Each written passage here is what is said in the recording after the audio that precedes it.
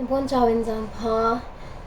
phatthei mo sa Pathen ka thang in tu zang phatna zong Vahchoilaa Deilhen khat kan sa do ding hi in si Vahchoilaa Deilhen hin bol hi ahile YouTube comment pana hi in sister Neichoikim Doungel amain Vahchoilaa Deilhen hin bol hi in ama chunga song ki pa thu kan phungin stingle munchom chuma so pi ulnau ti ho video ana vi Vahchoilaa ngai ho jouse in ejila helungil ta anangaya ana vedingin timna kahinein ahi dia pate chojingle Mipa ho hiding gol hlang ho in adia hoi teke cha anangai dingin jong timna kahinein hijila hi Tahsan Mipa sister Vahneikim Haokip min asahe kan sa de hi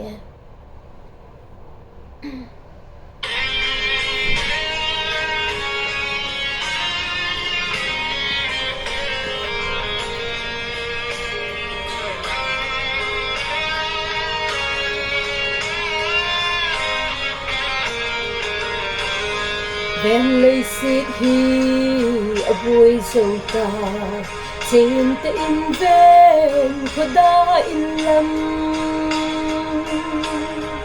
lấy nóc sa man alo dâu kê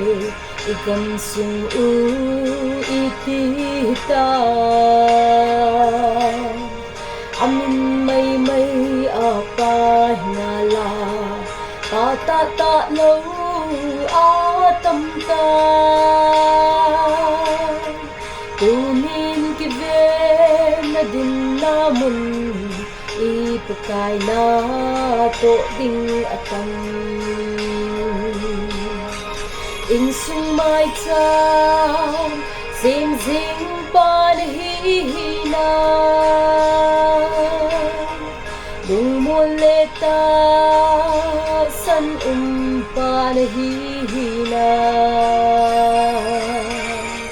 zila chata pe zing pan hi na tunin na hin komandan gel kukit o ama kanga Tahsan pe nol na bay po no asong su hình sinh Pathen tha càng lâu và hình khổ ana man ding zin nipi lai ta in kong ana sui Pathen thu pe ni ahi sin tuy sang le na ko nin azi achate na hoi do in sung mai cha sim zing pan hi na lung muôn le ta san pan hi na zila chata pe zing pan hi na tunin hin komandan gel kakit o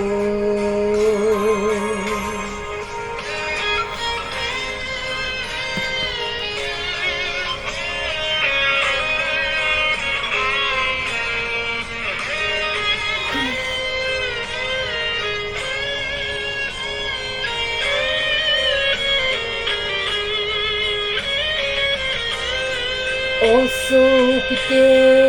pathu hata zobhin ko na ngai to ka em ani si in achate di mai cham ana simpe zinge nanna izat in lon kum song le Pathen ana la kang khapo anei ago le ni chin Pathen in a le pi ki in sung mai chan sim jing pan hi na lung mon le ta san pan hi na zil cha tao pe jing pan hi na tunin hin pamandan gel pikit in sung mai chan sim jing pan hi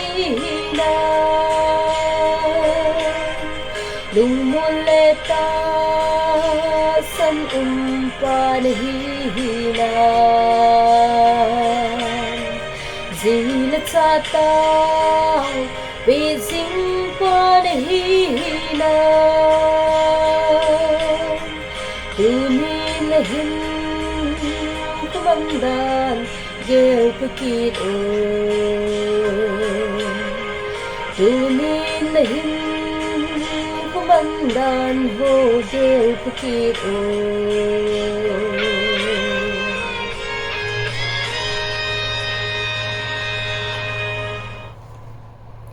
Sada u Pathen bon chawa dingin phatthei bo pi Adeilhen Kippe